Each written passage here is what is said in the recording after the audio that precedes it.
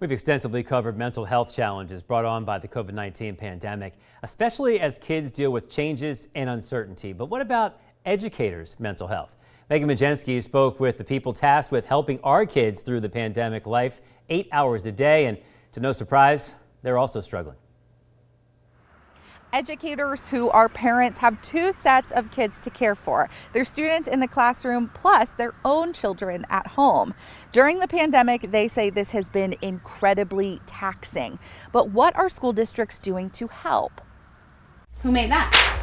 I did. From virtual to in-person, masks to no masks, SHANNA Danielson and her son Elliot are dealing with every twist and turn the pandemic has had in store. What is this?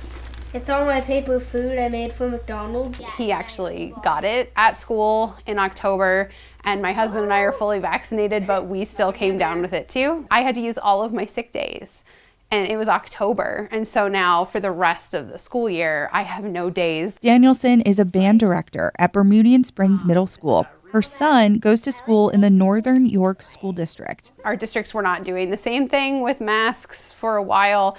It's been tricky for sure. In the school district of Lancaster, assistant principal at Wheatland Middle School, Abby Lavery, is taking on lunch duty. I want to thank you. Filling in for teachers when they can't find a substitute, all while fulfilling her duties as an administrator. It's covering classes when somebody just needs a break. It's answering the phones at night when somebody just needs to talk and vent. It's making sure that maybe you're co-teaching.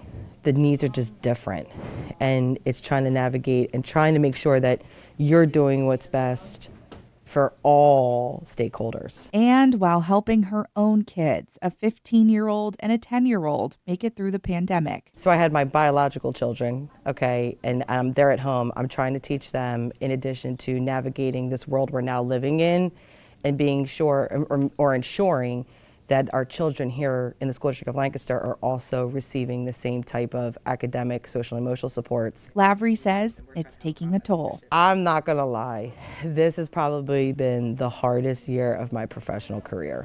It does become still. Much of that stress coming from the nationwide teacher, substitute, and paraprofessional shortage, which started long before the pandemic. I don't want people to give up on the profession.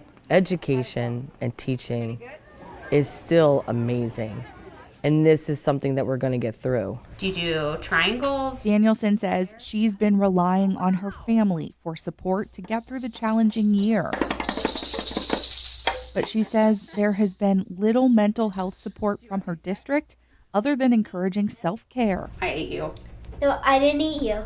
The world is telling us, well, if you get a massage or if you just go get a pedicure, everything will be fine. I could get 100 manicures. It's not going to make my workload any easier. And that's just taking more time away from my child. We really have to get to a point where people in charge, people who are able to, rectify some of the stresses that we're feeling, stop telling us to take care of ourselves and instead take some of this off of our plates. Now, what these educators are getting at is a very real problem in America, work-related stress. A poll from Gallup shows 57% of American workers experience daily stress. Now, this can cause things like burnout, errors, conflict in the workplace, and even mental health concerns. In York County, Megan Majensky, CBS 21 News.